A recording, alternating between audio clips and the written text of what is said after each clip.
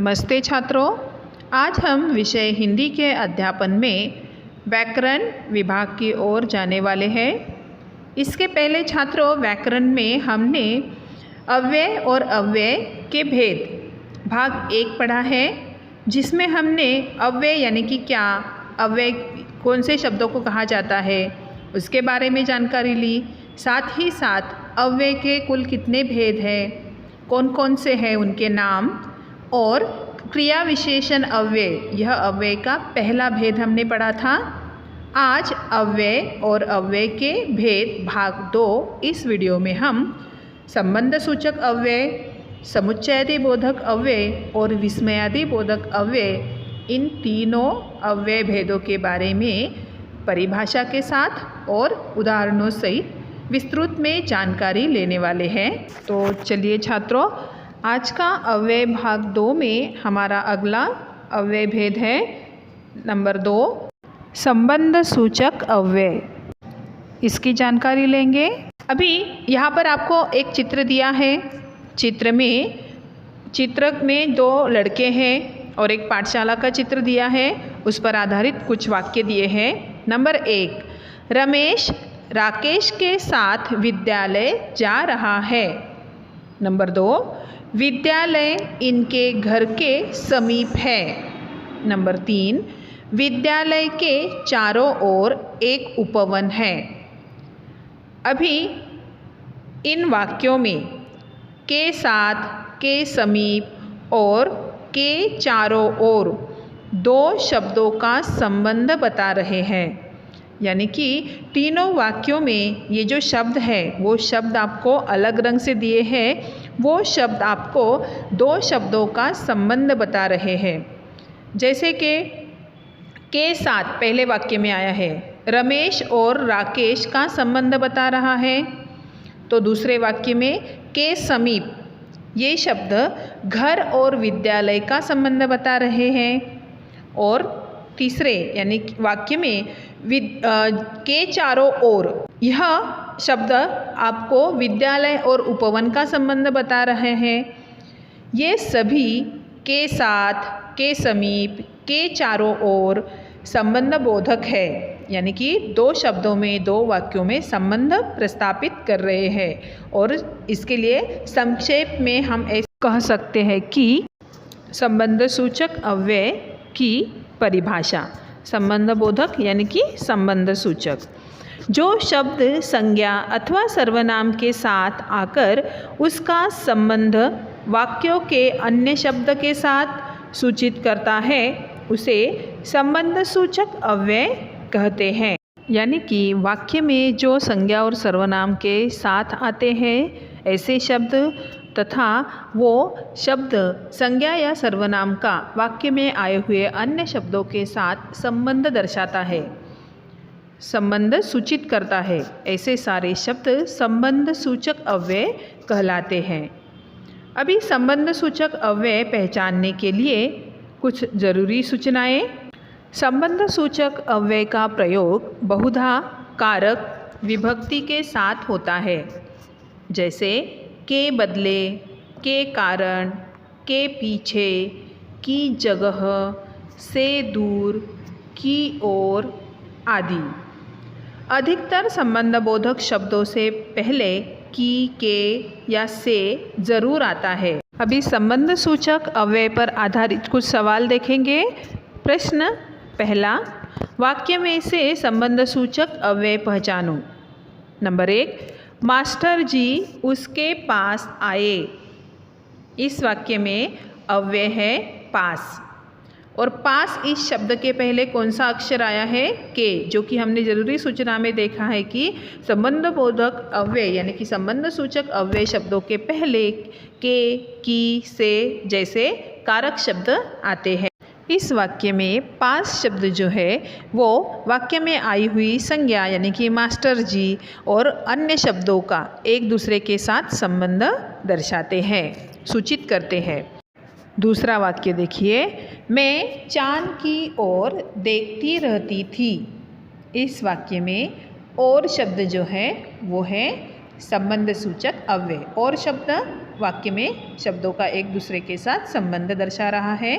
Number 3, मेरे घर के सामने पीपल का पेड़ है। इस वाक्य में सामने के सामने यानी कि सामने यह शब्द यहाँ पर संबंध सूचक अव्यय है। नंबर 4, धन से रहित आदमी दुखी होता है। इस वाक्य में रहित से रहित ये शब्द संबंध सूचक अव्यय है। नंबर 5, ये किताब रामू के लिए है। इस वाक्य में के लिए ये शब्द संबंध सूचक अव्यय कहलाएगा। आगे प्रश्न दूसरा, निम्नलिखित रिक्त स्थानों में उचित संबंध सूचक अव्यय भरिए। इस तरह का भी सवाल आपको संबंध सूचक अव्यय पर आधारित दिया जा सकता है, जिसमें आपको रिक्त स्थानें दी हैं और उस रिक्त स्थान में सही संबंध सूचक अव्यय को आपको भरना है। नंबर 1, नैना और मीरा गा रही थी। इस वाक्य में और शब्द जो है वो है संबंध सूचक अव्यय।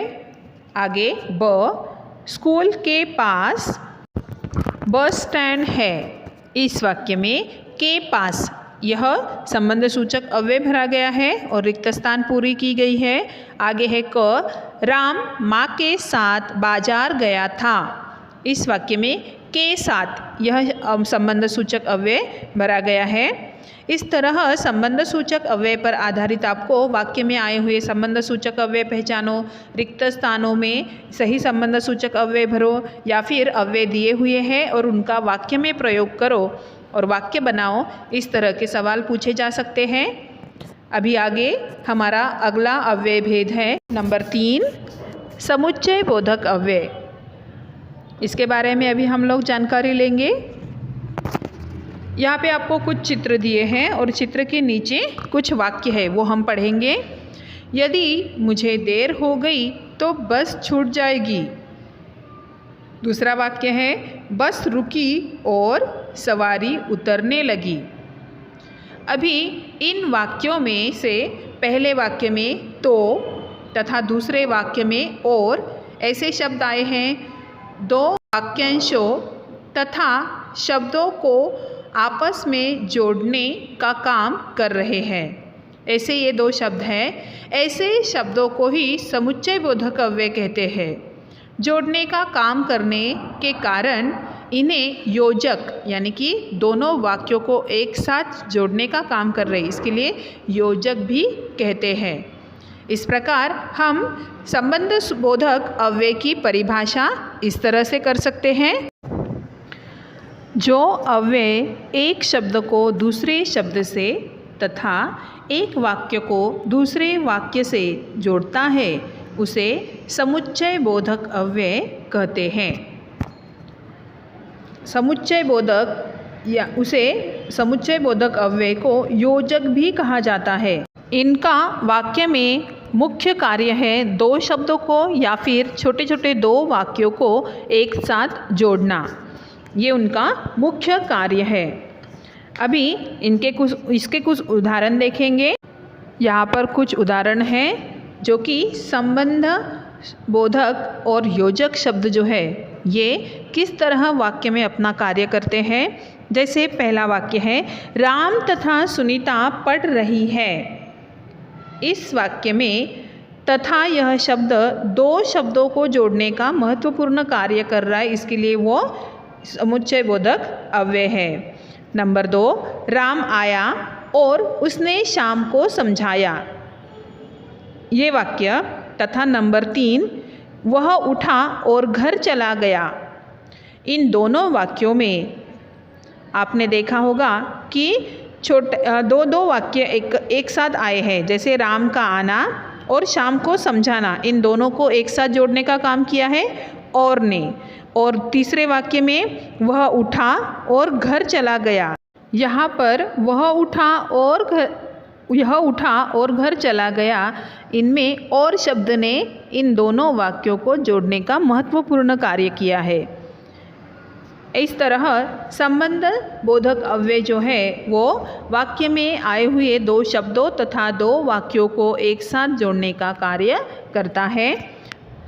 ऐसे ही संबंधबोधक अव्ययों के कुछ उदाहरण देखिए, जैसे या, अथवा, तथा, और, किंतु, परंतु, यदि, तथापि, बल्कि, अन्यथा, एवं, इसलिए, मगर, कि, जो कि आदि। ये सारे संबंधबोधक अव्यय हैं।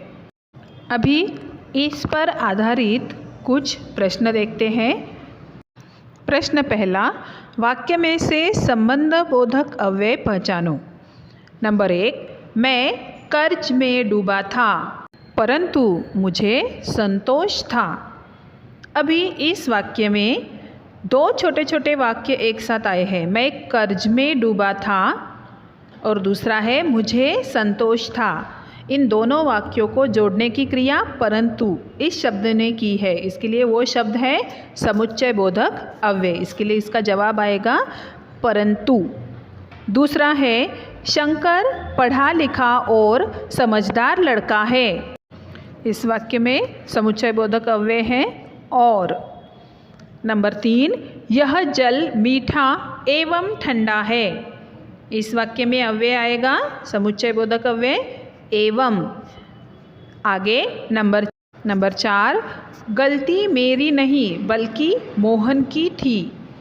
ये यहाँ पे भी दो वाक्य आए हैं और इसके लिए इन दोनों वाक्यों को जोड़ने का काम बल्कि शब्द कर रहा है, वो है समुच्चय बोधक अव्यय। नंबर 5, मैं लगातार चलता तो मंजिल पा लेता। इस वाक्य में अव्यय है तो शब्द। नंबर 6, सभी जानते हैं कि सूरज पूर्व दिशा से उगता है। इस वाक्य में कि यह संबंधबोधक अव्यय है। इसी तरह दूसरा सवाल देखेंगे। प्रश्न दूसरा, निम्नलिखित वाक्यों में उचित समुच्चय बोधक भरिए। यानी कि आपको रिक्त स्थानें दी हैं और जो सही है ऐसा एक समुच्चय बोधक अव्यय भर के आपको रिक्त स्थानें पूरी करनी है। नंबर 1, धीरे बोलो ताकि कोई सुन न ले। इस वाक्य में ताकि यह है संबंधबोधक अव्यय। आगे ख, वह ईमानदार है इसलिए सब उसका आदर करते हैं। इसलिए ये शब्द इस वाक्य में है समुच्चय बोधक अव्यय। आगे ग, जल्दी चलो क्योंकि गाड़ी छूट जाएगी। इस वाक्य में क्योंकि यह समुच्चय बोधक अव्यय है। इस तरह हमने समुच्चय बोधक के बारे में जानकारी ली। अभी अव्यय का अगला चौथा भेद है विस्मयादि बोधक अव्यय। यहाँ पे आपको चित्र के साथ फिर से कुछ वाक्य दिए हैं। पहले चित्र के नीचे वाक्य है हाय मैं लुट गया। तो दूसरे चित्र के नीचे वाक्य है वाह कितना सुंदर चित्र है। अभी इन वाक्यों में हाय, वाह जैसे शब्द आपको अलग रंग में दिए हुए हैं। ये दोनों शब्द अपने मन के भाव प्रकट कर रहे हैं, मतलब उन व्यक्तियों के मन के भावों को प्रकट कर रहे हैं। जैसे हाय शब्द जो है वो शब्द आपको शोक प्रकट कर रहा है और वाह शब्द जो है वो हर्ष दिखा रहा है। यानी पहले वाक्य में लुट जाने का जो शोक है वो शोक हाय शब्द के द्वारा प्रकट हो रहा है। तो दूसरे वाक्य में चित्र कितना सुंदर है, यानी कि उसका जो हर्ष है, उस लड़की को उस चित्र को देखकर जो हर्ष हुआ है वो भाव वाह शब्द के द्वारा प्रकट हो रहा है। तो इस तरह ये शब्द ये सभी विस्मय बोधक शब्द है। इससे स्पष्ट होता है कि विस्मय, हर्ष, शोक, भय, घृणा, प्रशंसा आदि भावों को प्रकट करने वाले जैसे शब्द जो है वो विस्मय बोधक कहलाते हैं। ये केवल मन के भावों को प्रकट करते हैं। इन पर लिंग, वचन, काल आदि का प्रभाव नहीं पड़ता है। तो इससे हम विस्मय बोधक अव्यय की परिभाषा इस तरह बना सकते हैं। जो शब्द हर्ष, शोक, घृणा, भय, आश्चर्य, प्रशंसा आदि मन के भावों को प्रकट करते हैं वे विस्मयादि बोधक अव्यय कहलाते हैं। विस्मयादि बोधक अव्यय के कुछ उदाहरण देखिए, जैसे छी, हाय, अरे, वाह, बाप रे, उफ, बहुत खूब आदि। ये सारे शब्द जो है वो अपने मन के भावों को प्रकट करते हैं।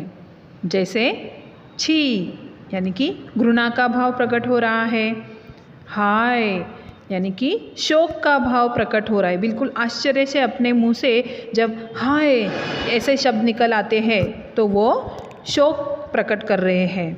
क्या, आश्चर्य, हमारे मन के आश्चर्य के भाव को प्रकट कर रहा है। अरे, संबोधन आदि भावों को प्रकट करने वाले ये सारे शब्द विस्मयादि बोधक अव्यय कहलाते हैं। इन विस्मयादि बोधक अव्ययों के कुछ प्रकार होते हैं, जैसे हर्ष सूचक, शोक सूचक, आश्चर्य सूचक, प्रशंसा सूचक, चेतावनी सूचक, घृणा सूचक, संबोधन सूचक। विस्मयादि बोधक के कुछ प्रकारों के साथ साथ उसके कुछ उदाहरण भी वहाँ पर दिए हुए हैं। अभी विस्मयादि बोधक अव्यय पहचानने के लिए, उसे समझने के लिए हमें विशेष कौन कौन सी बातों पर ध्यान रखना है, उसके लिए कुछ सूचना। विस्मयादि बोधक शब्दों का संबंध केवल मन के भावों से होता है। इनका वाक्य के अन्य शब्दों से कोई संबंध नहीं होता। आगे है विस्मयादि बोधक शब्द के बाद विस्मयादि बोधक चिन्ह, यानी कि हम जिसे उद्गार चिन्ह कहते हैं वो लगाते हैं, क्योंकि ये सारे शब्द हमारे मन से आए हुए अपने मन के भावों को प्रकट करने वाले उद्गार रहते हैं और इसके लिए वहाँ पर ये चिन्ह लगते हैं। विस्मयादि बोधक शब्दों का जैसे उच्चारण किया जाता है वैसे ही वे अर्थ देते हैं। आगे विस्मयादि बोधक अविकारी शब्द होते हैं। इनमें लिंग, वचन या फिर काल के अनुसार कोई भी परिवर्तन नहीं होता है। विस्मयादि बोधक अव्यय पर आधारित कुछ सवाल देखते हैं। निम्नलिखित वाक्यों में से विस्मयादि बोधक अव्यय पहचानो। नंबर 1, ओ कहाँ चले जा रहे हो। इस वाक्य में ओ ये शब्द मन के भावों को प्रकट कर रहा है, इसके लिए वो विस्मयादि बोधक अव्यय है। नंबर 2, खबरदार तुमने झूठ बोला तो। यहाँ पर खबरदार शब्द से मन के भाव प्रकट हो रहे हैं, इसके लिए खबरदार शब्द के बाद विस्मयादि बोधक चिन्ह भी लगाया गया है और इसके लिए वो यहाँ पर अव्यय है। आगे है 3, आहा कितनी सुंदर साड़ी है। आहा इस शब्द के द्वारा हमारे मन के भाव प्रकट हो रहे हैं, हर्षदायक, और इसके लिए वो विस्मयादि बोधक अव्यय है। नंबर 4, बाप रे कितनी गहरी खाई है। यहाँ पे भी बाप रे शब्द के द्वारा भाव प्रकट हो रहे, इसके लिए वो विस्मयादि बोधक अव्यय है। नंबर 5, छी कितनी बदबू। यहाँ पर छी ये जो शब्द है वो विस्मयादि बोधक अव्यय है। नंबर 6, वाह तुमने तो 3 विकेट लिए। यहाँ इस वाक्य में वाह शब्द जो है वो विस्मयादि बोधक अव्यय है। इस तरह छात्रों हमने आज इस वीडियो के द्वारा अव्यय के 3 भेद उनके बारे में जानकारी ली है। संबंध बोधक अव्यय, समुच्चय बोधक अव्यय और विस्मयादि बोधक अव्यय। धन्यवाद।